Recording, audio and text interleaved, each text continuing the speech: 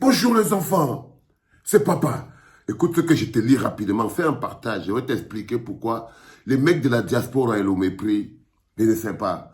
C'est-à-dire que c'est des gens qui aiment, ils aiment tellement se rapprocher des gens pour pouvoir se donner un statut. C'est que tu peux le tenir à distance 20 fois, mais ils aiment la familiarité. Je n'ai jamais vu des gens comme ça là.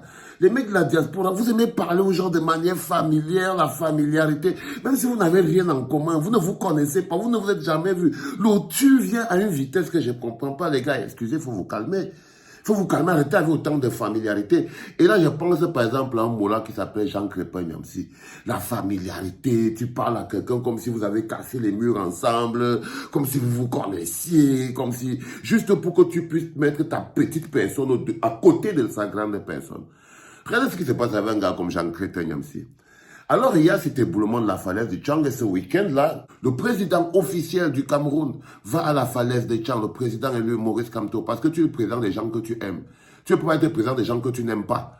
Quand tu aimes les gens, tu te lèves, tu parles les soutenir, tu es avec eux, tu es à côté d'eux, tu leur donnes de la chaleur. C'est ça, c'est d'abord la première fonction d'un homme politique. C'est de pouvoir être aux côtés de son peuple quand son peuple souffre. Et ça, c'est quelque chose que Maurice Kamto fait avec merveille parce que son cœur de leader lui impose d'être aux côtés permanents de son peuple qui souffre. Et il n'a pas besoin d'habiter à Etoudi pour ça. C'est-à-dire que Maurice Kamto démontre que lui n'a pas besoin d'habiter à Etoudi. Il n'a pas besoin d'être avec le flanflon présidentiel. Il n'a pas besoin qu'on lui pour pouvoir prendre soin des Camerounais, pour pouvoir être aux côtés des Camerounais. Et ça, c'est quelque chose d'extrêmement important. Quand quelqu'un veut diriger un peuple, il doit d'abord savoir que vos petites blessures m'intéressent. Partage, frère. Et là, alors, il est dans l'exercice de cette fonction, il se retrouve donc au lieu d'éboulement de la falaise de Tchang, et bam, l'histoire que je vous parle des gens de la diaspora. Et que tu vois quelqu'un, il est là, il sort de son petit box et tout le matin, sous le froid, il te fatigue, mais il prononce ton nom juste pour que vous ayez quelque chose en commun. Il prononce ton nom juste pour, je sais pas, tu te demandes, mais c'est la familiarité que le type s'il me cherche au corps. Il faut arrêter avec trop de familiarité, ça engendre le mépris. Trop de familiarité engendre le mépris, mes amis de la diaspora. Il faut travailler, vous essayez d'être des gens.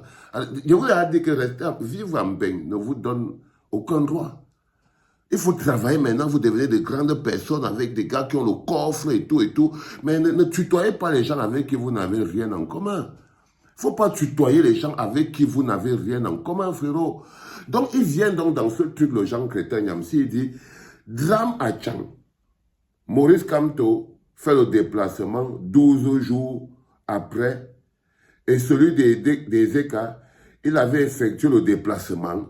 Donc, il juge le déplacement de Maurice Kamto. Le fait que Maurice Kamto soit allé à la falaise de Tchang, c'est tenir aux côtés de son peuple qui souffre. Ce qui est d'abord la première fonction d'un homme politique qui a de l'amour pour son peuple et qui sent le besoin de se tenir aux côtés de son peuple. Donc, il est toujours là. Donc, le gars veut d'abord détruire ça et il tutoie.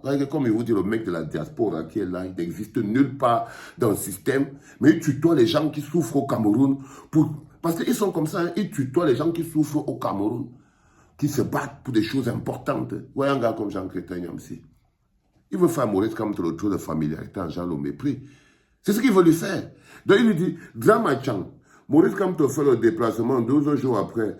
Et celui des ECA, il avait effectué le déplacement. Donc il va expliquer que Maurice Kamto n'avait pas fait le déplacement. On peut parler de drame sélectif. Ce n'est que de la méchanceté. Hein.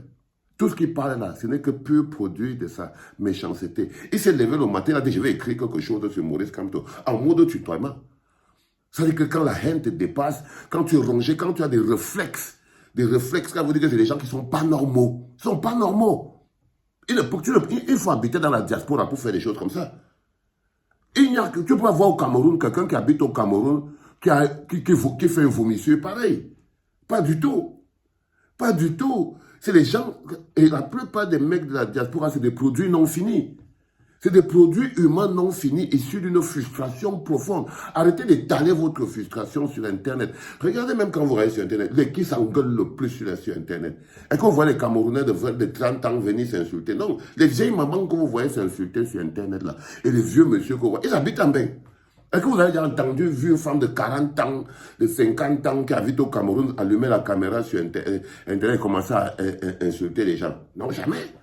Jamais, ils habitent en Europe. Ils habitent en Europe. Quand vous voyez les vieux monsieur, 50 ans, 60 ans, ils sont assis sur Internet en train de parler des histoires de « Oh, les faits sont faits, c'est monté ». Mais ils habitent là, c'est des gens qui ne sont pas aboutis dans la tête. Pas du tout. Je suis désolé, mais je voulais vous le dire ce matin. Donc le chrétien Yamsi, il me fait donc d'exemple pour vous démontrer ce que je suis en train de vous dire. Il dit, quand il finit d'écrire ça, drame à Moïse Kamto fait le déplacement 12 jours après, et celui des Écarts. Alors, il avait effectué le déplacement, il n'est pas pavé. Vérifiez, il revient.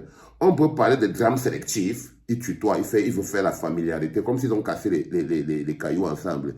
Venez doucement avec les injures, je suis nerveux. Il ne sait pas que ce que lui-même il a pondu là, c'est une grosse injure. Il ne sait pas que ce qu'il vient de pondre lui-même, c'est une grosse injure. Après, il rentre dans son quartier, et il revient toujours, des gens sans contenu, sans coffre, vides. Et c'est des gens qui sont comme ça. Ils sont comme ça, remplis de frustration et de rage. Quelque temps après, le chrétien Ignamsi revient et dit « rectificatif ». Rectification sur le drame des Écarts, il est parti lire. Et il est toujours au tutoiement, comme s'ils ont fréquenté ensemble. Rectification sur le drame des Écarts concernant le déplacement du président Moïse Kamto. Le président du MSC était bel et bien Ezeka après le drame. Mais qu'est-ce qu'on en a en fou? Est-ce que c'est... Toi, ton point de vue, c'est à quoi? À quoi? À quoi, frérot? Tu n'es pas à la hauteur d'un débat. Toi, tu es un Chinda. Ton truc, c'est la FECA foot. Va là-bas, frérot. Ton truc, c'est la FECA foot. Va frotter ton sol là-bas.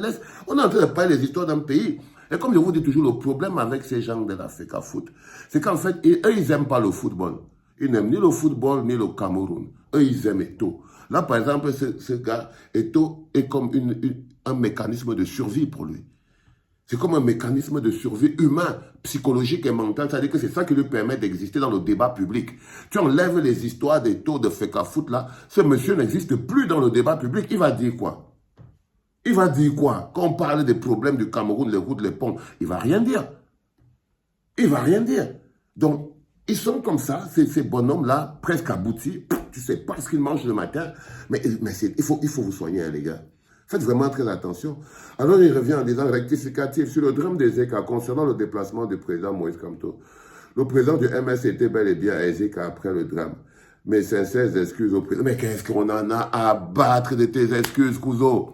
Déjà, tu n'existes pas. Et tu crois que tes excuses vont servir à quoi pour quelqu'un qui n'existe pas? Faut pas fatiguer les gens, dis donc. Tes sincères excuses. Ça va avec tes conneries là-bas. Mes sincères excuses au président Maurice Kamto et à son parti politique. Toi qui, suite à ma publication de ce jour concernant son absence sur le site du drame Ezeka, vous voyez donc, on a l'homme qui veut se donner de l'importance. Ça, c'est les gens aussi de la diaspora. Ils veulent se donner de l'importance. Là, il veut se donner de l'importance. Il veut se donner de l'importance. Une importance qu'il n'a pas. Lui, c'est le Chinda de la FECA foot.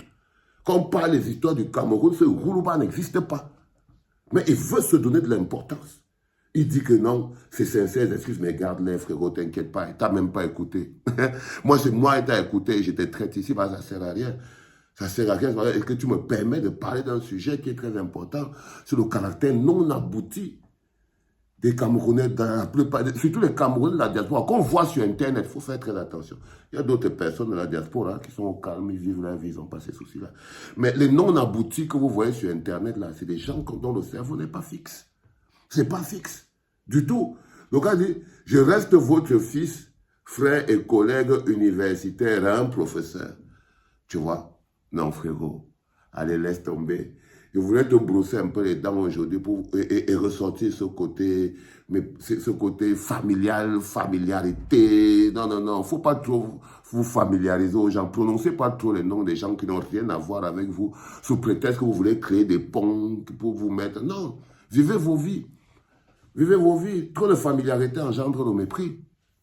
Hein? Trop de familiarité engendre le mépris, les gars. Donc, essayez de rester un peu dans votre délire. Hein? Et permettez aux gens de vivre. Regardez-moi quelqu'un, il s'excuse. Les enfants, c'était le tout premier podcast de la journée, on appelle ça une volante. C'était papa.